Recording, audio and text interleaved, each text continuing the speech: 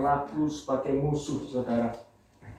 Saudara yang dikasihi oleh Tuhan, tentu tidak mungkin kita bisa memperlakukan musuh kita sebagai teman, walaupun dia itu dulunya adalah teman yang sangat mengasihi kita, ya saudara. Teman yang begitu peduli dengan kita, saudara. Ketika teman itu sudah mulai mengeluarkan tanduknya, ya saudara, sahabat itu sudah mulai hilang kepercayaan dan lain sebagainya, sehingga ingin menjatuhkan, mulai ada timbul rasa iri, timbul rasa curiga dan lain sebagainya, dan membuat suatu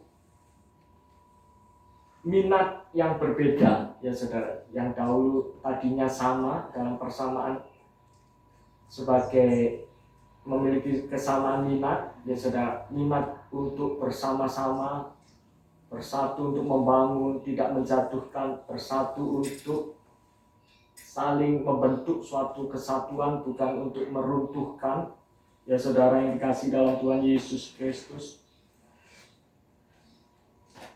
Dan juga kita dapat membedakan ketika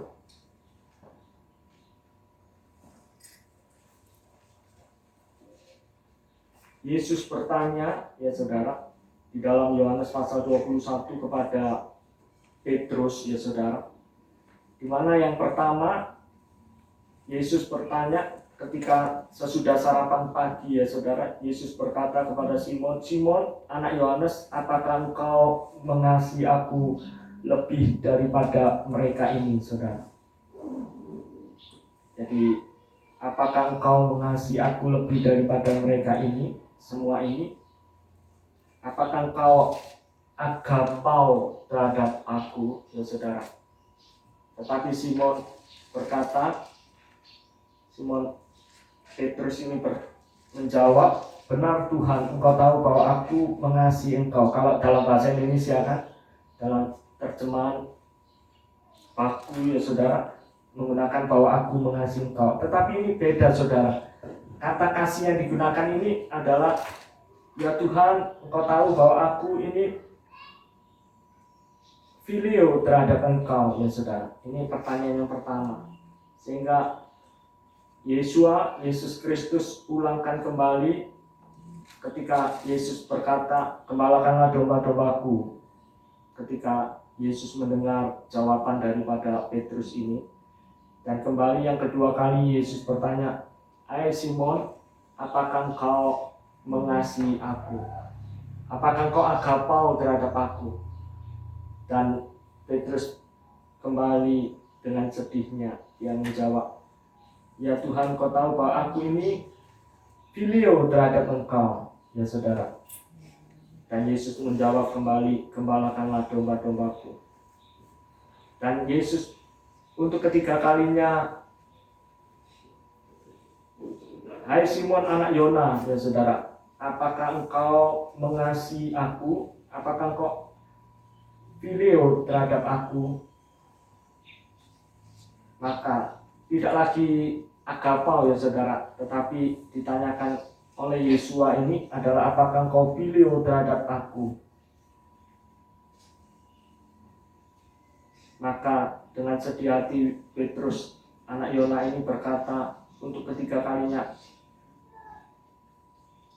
ia berkata, "Tuhan, engkau tahu segala sesuatu, engkau tahu bahwa aku mengasihi engkau, bahwa aku filio terhadap engkau," ya saudara. Jadi untuk menegaskan bahwa apa yang disampaikan, sehingga Yesus ini sampai 3 kali bertanya kepada Simon Petrus anak Yohanes, ya saudara. Dan untuk menegaskan bahwa sesuatu yang tidak main-main, ya saudara. Dan Yesus berkata, "Gembalakanlah domba-dombaku," ya saudara. Jadi untuk mempersamakan minat ini, saudara. Kalau agapau, bahwa Simon ini tidak sanggup untuk mengasihi Yesus secara agapau. Dia hanya Dia katakan, Tuhan, kau tahu aku ini filio terhadap engkau, saudara. Apakah engkau agapau mengasihi aku, hai Simon anak Yona? Tuhan, kau tahu bahwa aku mengasihi engkau. Kalau dalam bahasa Indonesia, tentu kita tidak tahu, saudara, perbedaan antara filio dan agapau ini, saudara. Saudara yang dikasih dalam Tuhan Yesus Kristus, dan benar-benar apa yang kita dapatkan pelajaran melalui kebenaran firman Tuhan ini, kita sungguh-sungguh disadarkan, ya saudara, bahwa kasih yang sempurna itu telah diberikan oleh Bapa kepada kita ketika Dia memperkenalkan dirinya, ya saudara. Kita akan baca di dalam 1 Yohanes 4 ayat 18. Dan ketika kita percaya kepada Dia,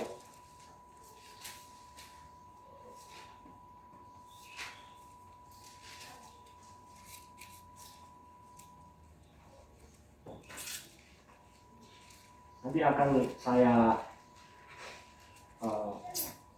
kita akan melihat tayangan video kisah nyata, ya, seorang anak kecil yang sanggup mengubahkan, ya saudara, kasih yang sungguh-sungguh dinyatakan 1 Yohanes 4 ayat 18.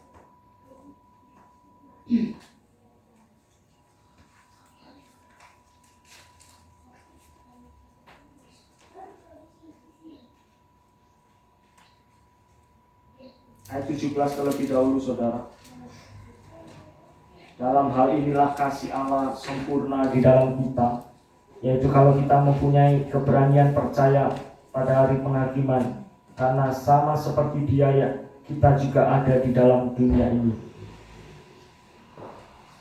Di ayat 16, kita telah mengenal dan telah percaya akan kasih Allah kepada kita. Allah adalah kasih, dan barang siapa tetap berada di dalam kasih, ia tetap berada di dalam Allah dan Allah di dalam Dia. Ini yang saya maksudkan ketika kita berada di dalam Elohim, ya saudara, di dalam kesatuan di mana kita telah dipersatukan dengan Dia, kita tinggal di dalam kasih-Nya, dan kita merasakan kepribadian Allah, jati diri Elohim itu, jati diri Tuhan itu yang menyatu di dalam diri kita, dan kita tinggal di dalam Dia, saudara. Itulah sebabnya menjadikan kita sungguh-sungguh, ya saudara, sebagai pribadi yang tidak lagi dikatakan sebagai pribadi yang terus tinggal di dalam dosa. Sehingga kalau ketika Yesus nyatakan, barang siapa ku kasihi secara filio, saudara, ia ku tegur dan ku hajar. Relakanlah hatimu dan bertobatlah, ya saudara. Jadi kita tidak lagi bukan hanya kasih filio, ya saudara, tetapi sungguh-sungguh kasih agapau, ya saudara, yang kita miliki. Sehingga bagaimana Petrus ini, ya saudara, ketika kita akui juga bahwa ketika Rasul Petrus ini,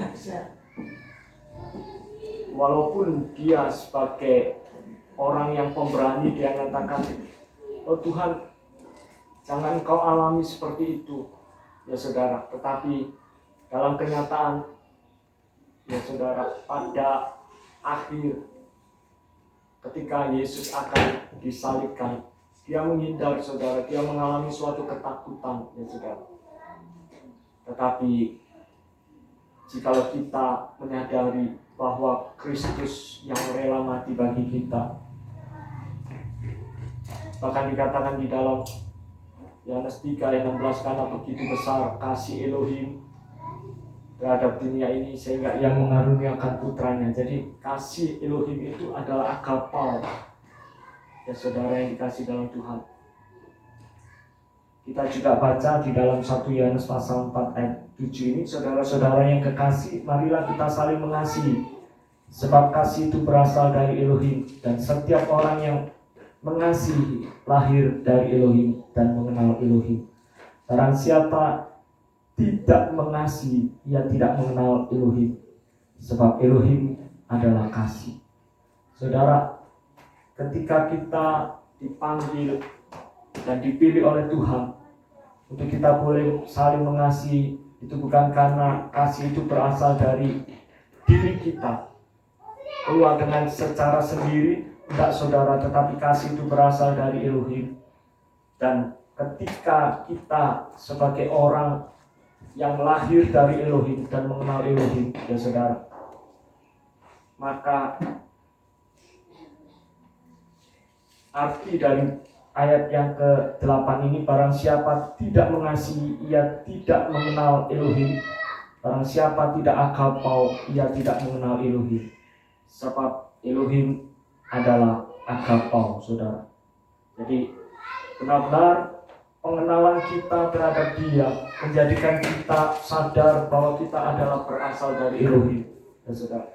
Dan kita menyadari bahwa kasih yang diberikan itu lahir dan menjadikan kita dapat mengenal lebih dalam terhadap Dia.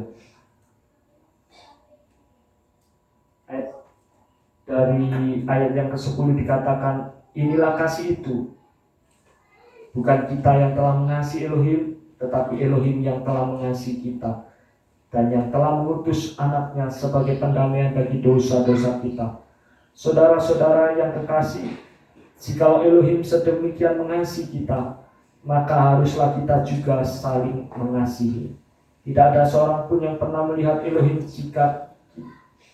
Jika kita saling mengasihi, Elohim tetap di dalam kita dan kasih-Nya sempurna di dalam kita. Saudara, jika kita saling mengasihi, dikatakan kita mengasihi Tuhan, tetapi kita tidak mengasihi saudara, terimpaktasi dalam hidup kita tidak saling mengasihi, tetapi kita saling membenci satu dengan yang lainnya. Kita timbul yang dikatakan amarah, saudara, yang dikatakan sebagai bara yang terus tersimpan di dalam hati kita. Maka sesungguhnya kita tidak menyadari bahwa diri kita ini sudah berubah, ya saudara. Yang tadinya kita sadar bahwa kita berasal dari Elohim, kita bisa saling mengasihi satu dengan yang lain. Dan saudara, mengasihi ini bukan berarti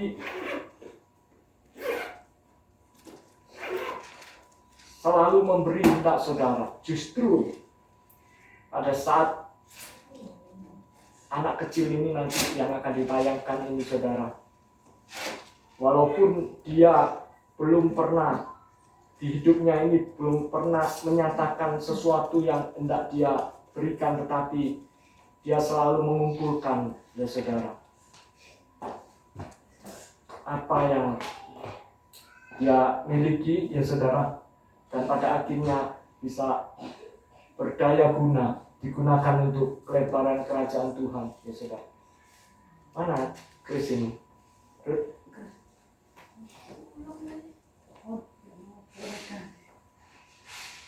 Jos, tolong pakai. Ya,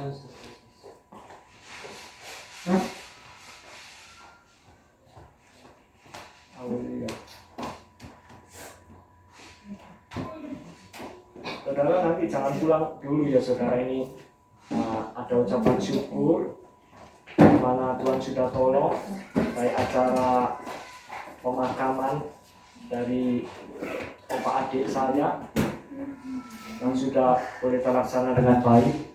Bahkan saat ini Omak masih di Omak masih di Malang, ya saudara. Kita doakan sampai kembalinya Omak ke pemohon, ya saudara. Ini 57 sen. Bisa dengar suaranya? Kita dengarkan ini kisah seorang anak kecil yang dekat. Ada suara? Ia baru saja tidak memperkenalkan diperkenankan masuk ke gereja tersebut Coba diulang lagi. karena sudah terlalu penuh. Seorang pastor, Anak-anak kecil ya saudara yang tidak diperkenankan untuk masuk ke seorang gereja. anak gadis Gadis kecil sedang berdiri terisak di dekat pintu masuk sebuah gereja yang tidak terlalu besar. boleh dengar. Ia baru saja tidak diperkenankan masuk ke gereja tersebut karena sudah terlalu penuh. Seorang pastor lewat di dekatnya dan menanyakan kenapa si gadis kecil itu menangis. Saya tidak dapat ke sekolah minggu. Jawab si gadis kecil. Melihat penampilan gadis kecil itu yang acak-acakan dan tidak terurus, sang pastor segera mengerti dan bisa menduga sebabnya si gadis kecil tadi tidak disambut masuk ke sekolah minggu. Segera dituntunnya si gadis kecil itu masuk ke ruangan sekolah minggu di dalam gereja dan ia mencarikan tempat duduk yang masih kosong. Sang gadis kecil ini begitu tergugah perasaannya sehingga pada waktu sebelum tidur ia sempat memikirkan anak-anak lain yang senasib dengan dirinya, yang seolah-olah tidak mempunyai tempat untuk memuliakan Yesus.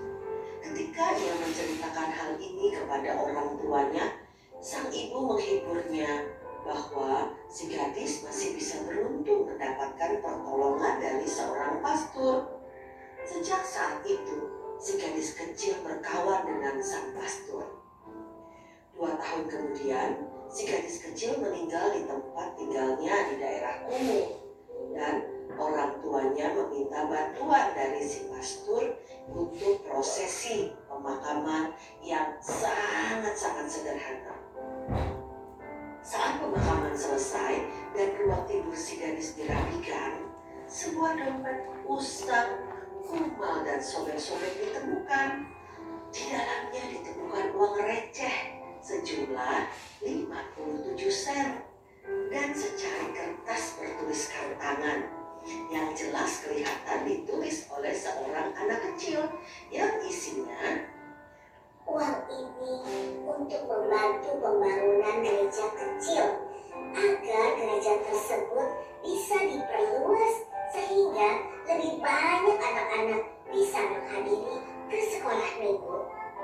rupanya selama 2 tahun sejak ia tidak dapat masuk ke gereja itu, si gadis kecil ini mengumpulkan dan menabungkan uangnya sampai terkumpul sejumlah 57 sen untuk maksud yang sangat mulia.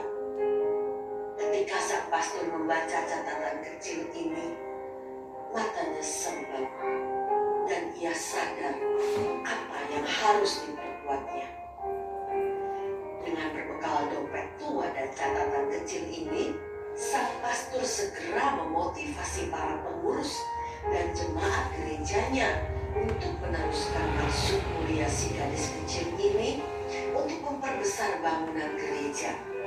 Namun, ceritanya tidak berakhir sampai di sini. Suatu perusahaan koran yang besar mengetahui berita ini dan mempublikasikannya terus-menerus. Sampai akhirnya, seorang pengembang membaca berita ini dan ia segera menawarkan suatu lokasi yang berada di dekat gereja kecil itu dengan harga 57 sen. Para anggota jemaat pun dengan sukarela memberikan donasi dan melakukan pemberitaan. Akhirnya bola salju yang dimulai oleh sang gadis kecil ini bergulir dan dalam 5 tahun berhasil mengumpulkan dana sebesar $250.000. Suatu jumlah yang fantastik pada saat itu. Inilah hasil nyata cinta kasih dari seorang gadis kecil yang miskin, kurang terawat dan kurang makan, namun peduli pada sesama yang menderita tanpa pamrih, tanpa pretensi. Saat ini Jika Anda berada di Philadelphia, Amerika, lihatlah Temple Baptist Church dengan kapasitas tempat duduk untuk 3.300 orang dan Temple University tempat beribu-ribu murid belajar. Lihat juga Good Samaritan Hospital dan sebuah bangunan spesial untuk sekolah minggu yang lengkap dengan beratus-ratus, iya benar, beratus-ratus pengajarnya. Semuanya itu untuk memastikan jangan sampai ada satu anak pun yang tidak mendapat tempat di sekolah minggu. Di dalam salah satu ruangan bangunan ini tampak terlihat foto si gadis kecil yang dengan tabungannya sebesar 57 sen namun dikumpulkan berdasarkan rasa cinta kasih sesama yang telah membuat sejarah.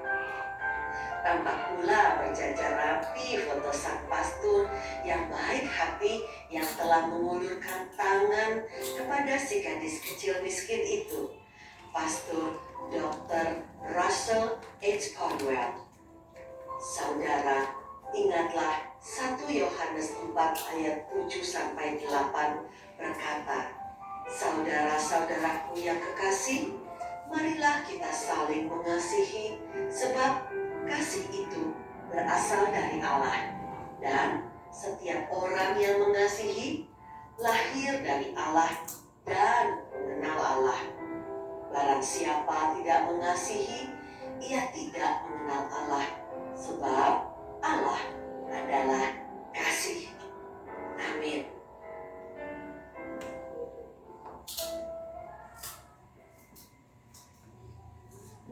Diakhiri dengan suatu pertolongan yang diberikan oleh seorang Samaria ketika melihat orang yang dirampok. Ya, saudara. Kita percaya sebagai orang yang lahir dari Elohim, maka kita harus nyatakan kasih Elohim di dalam diri kita. Kita harus saling mengasihi satu dengan yang lainnya untuk kita menerima pertumbuhan terus menerus, ya saudara. Sehingga ayat yang akan kita akhiri kita baca di dalam Wahyu pasal 3 ayat yang ke-8. Aku tahu segala pekerjaanmu, lihatlah kepada jemaat di Philadelphia. Aku telah membuka pintu bagimu yang tidak dapat ditutup oleh seorang pun. Aku tahu bahwa kekuatanmu tidak seberapa, namun engkau menuruti firman-Ku dan engkau tidak menyangkal namaku. Lihatlah beberapa orang dari jemaat iblis, yaitu mereka yang menyebut dirinya orang Yahudi, tetapi yang sebenarnya tidak demikian, melainkan berdusta, akan kuserahkan kepadamu. Sesungguhnya aku akan menyuruh mereka datang dan tersungkur di depan kakimu dan mengaku bahwa aku mengasihi engkau. Karena engkau menuruti firman-Ku untuk tekun menantikan aku, maka aku pun akan melindungi engkau dari hari pencobaan yang akan datang atas seluruh dunia untuk mencobai mereka yang diam di bumi. Aku datang segera, peganglah apa yang ada padamu, supaya tidak seorang pun mengambil mahkotamu. Barang siapa menang, ia akan kujadikan soko guru di dalam bait suci Elohimku, dan ia tidak akan keluar lagi dari situ, dan padanya akan kutuliskan nama Elohimku, nama kota Elohimku, yaitu Yerusalem baru yang turun dari surga, dari Elohimku, dari namaku yang baru. Siapa bertelinga, hendaklah ia mendengarkan apa yang dikatakan Roh kepada jemaat-jemaat. Demikian juga firman yang disampaikan kepada jemaat GKMI Gloria pada saat ini. Kita mau mendengarkan apa yang disampaikan oleh Roh kepada kita, dan kita percaya Janganlah kita sampai kedapatan dusta di antara kita. Kita berkata mengasihi Tuhan, tetapi kita membenci saudara kita. Bahwa firman Tuhan katakan adalah seorang pendusta. Kita dapat katakan kita mengasihi Allah, tetapi kita membenci saudara kita. Saudara yang dikasihi dalam Tuhan, ketika kasih yang kita kenal, yang telah dinyatakan bagi kita, yaitu pribadinya sendiri yang adalah kasih, yang tinggal di dalam hati kita, yang menjadikan kita terus mengalami suatu pertumbuhan untuk kita menyadari siapakah kita manusia yang telah dijadikan sebagai milik Elohim sendiri. Puji nama Tuhan, saudara, dari kisah nyata yang telah kita dengarkan bersama, bahwa seorang gadis kecil yang telah menabung selama 2 tahun, dia memiliki satu kerinduan, di mana dengan pengalamannya dia terusir karena dengan berbaju yang sangat sederhana, dia dianggap tidak layak untuk masuk di dalam sebuah gereja kecil. Tetapi dengan pengorbanannya yang mungkin dianggap tidak seberapa, tetapi dapat menghasilkan sesuatu yang luar biasa, sehingga sampai detik ini di Philadelphia Temple Baptist Church yang ada di Philadelphia, Amerika, namanya terpampang dan dia dikenal. Dan saya teringat dengan seorang janda di akhir hidupnya yang mempersembahkan uang 200.000 untuk 205.000 untuk dipersembahkan untuk pembangunan gereja di tempat ini. Dan sehingga ibu yang telah memberikan di akhir hidupnya, dia katakan bahwa dia berusaha untuk mencari saya, tetapi 3 kali tidak didapatkannya. Tetapi pada akhirnya dia bertemu dengan saya dan memberikan uang tersebut, dan dia meminta uang hanya 5.000 untuk ojek dia pulang. Dan saya mendengar itu adalah akhir hidupnya, dan saya percaya sehingga jemaat di tempat ini saat ini boleh menikmati kasih kuasa pertolongan Tuhan, agape yang dinyatakan bagi kita, untuk kita terus membangun hubungan dengan Dia, hubungan kasih mesra yang telah terjalin di antara kita sesama manusia, untuk kita tidak lagi mau menyakiti saudara-saudara kita, untuk kita mau saling membangun satu dengan yang lain, untuk bekerja sama, memberikan diri, suatu pemberian diri yang tidak didasari oleh keinginan untuk mendapatkan sesuatu. Seperti gadis kecil ini, mungkin dia tidak menikmati di masa hidupnya apa yang dia inginkan, hanya sekedar boleh masuk bersama-sama beribadah di gereja yang kecil. Tetapi dengan pengorbanan yang dia telah kumpulkan selama 2 tahun, di dompet yang usang itu 57 sen, dia sanggup untuk membuktikan kasih Tuhan yang luar biasa, sehingga dengan melalui seorang pengembang yang mau menjual tanahnya hanya dengan mau menerima 57 sen sebagai suatu pertanda bahwa sekecil apapun tidak dapat menghalangi mujizat Tuhan untuk bekerja dalam kehidupan kita. Mungkin seringkali kita hanya melihat berdasarkan apa yang kita pandang, apa yang kita lihat secara mata jasmani kita. Tetapi apa yang Tuhan sediakan lebih daripada itu. Sehingga jangan pernah mengukur segala yang kita lihat itu mampu untuk menjadikan suatu landasan untuk kita menerima sesuatu yang ajaib dari Tuhan.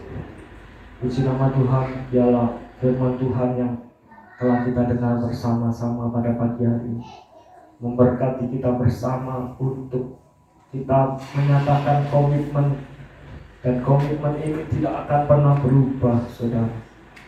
Jikalau kita menerima kasih secara agapau dari Bapa, kasih yang tidak bersyarat, kasih yang sempurna, di mana kasih itu diberikan mengalir dalam hidup kita. Haleluya, kita akan angkat satu pujian.